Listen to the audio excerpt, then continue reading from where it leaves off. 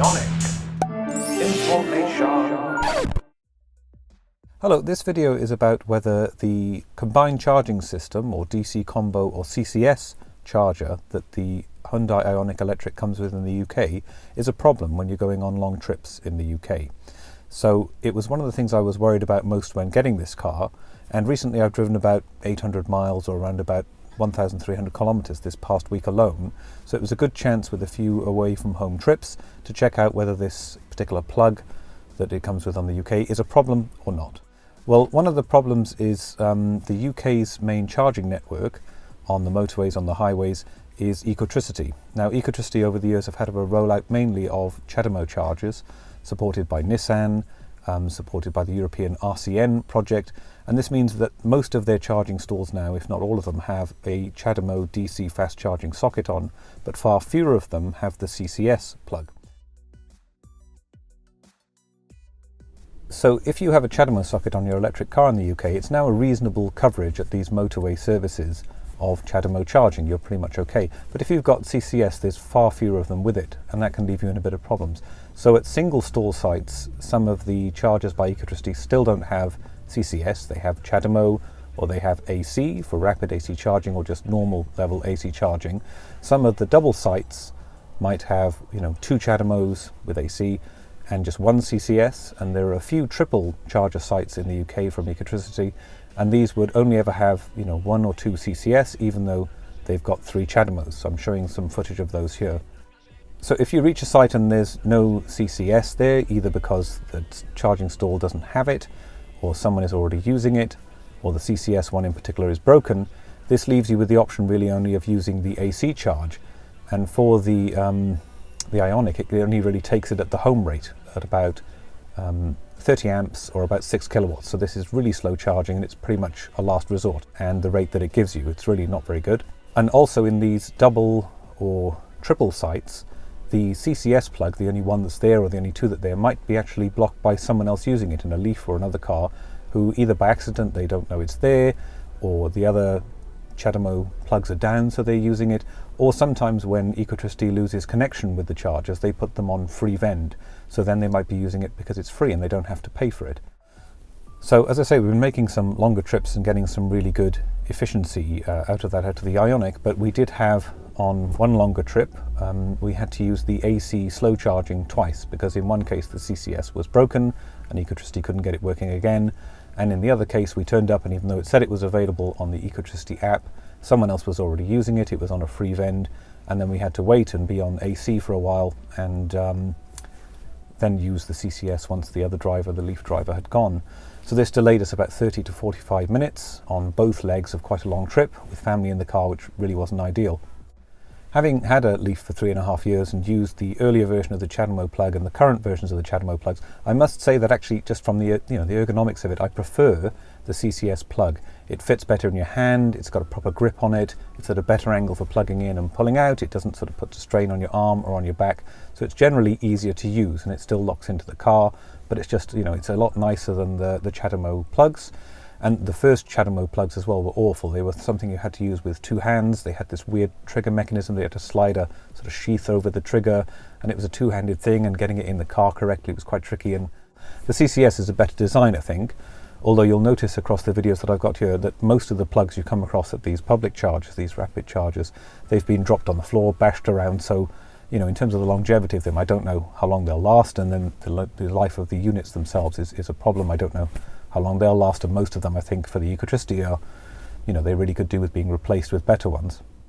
Another reason for having CCS that Hyundai might have put it on for, as well as the kind of European standard thing, is that they can, theoretically, I believe, charge at a higher rate. So above 50 kilowatt, that's normally the peak of CHAdeMO in the UK.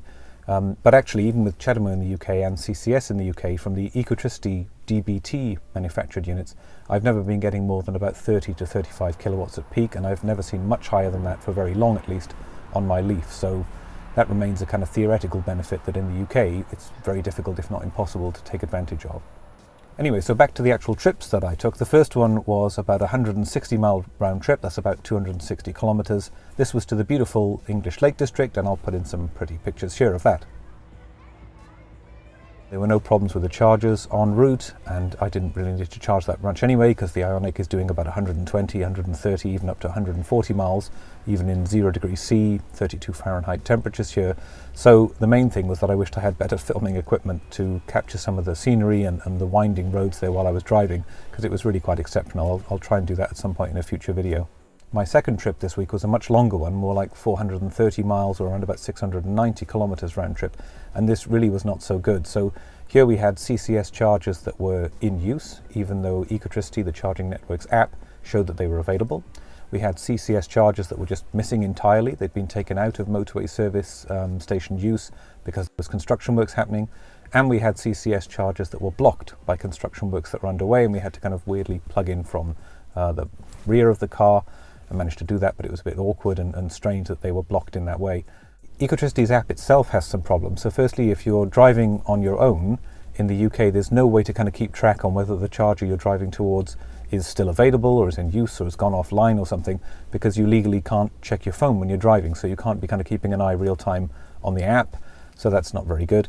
On this longer trip I did have someone with me, but we also found out that even when it says that it's available, it can be broken anyway, or it can be in use, because when Ecotricity has lost communication with the charging unit, it just sort of sometimes can say it's available, but actually they don't know the status. It would be better for it to say status unknown, but that might also mean in some cases it's on free vend, so perhaps they don't want to publicize that.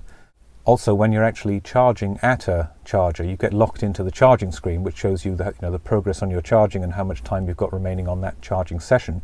But that actually locks you out then from checking the next charges on your route and whether they're working or available and planning ahead like that. You can't actually do that until you finish charging, and then you can look at the app again and see the next steps on your route. One other thing that's not, I guess, specific to CCS, but because we did have some problems with only being able to use the units that did have CCS and the far fewer numbers of them, Ecotricity doesn't seem able to solve any of its problems remotely. So we had some strange issues where, chargers wouldn't start, or they started and then stopped immediately, and ringing the Ecotricity support didn't get us very far at all. They even have this weird thing that they were talking about some phantom or ghost chargers being on the system. So they've got hardware and software problems with these units, it seems, and they didn't know, when it would clear, if the problem would clear, how long it would take, and when we'd actually know whether it had cleared at all, so that they were in use again. So that's not great, and that can do with a lot of improvement, I think, on that side before any kind of mainstream or wide-scale adoption of electric cars that rely on these networks. And of course there's not enough chargers there either if CCS is going to be the standard that the cars are using. So to sum up, overall, I think it is a bit of a problem actually, the Hyundai IONIQ Electric having the CCS plug in the UK at this particular moment in time.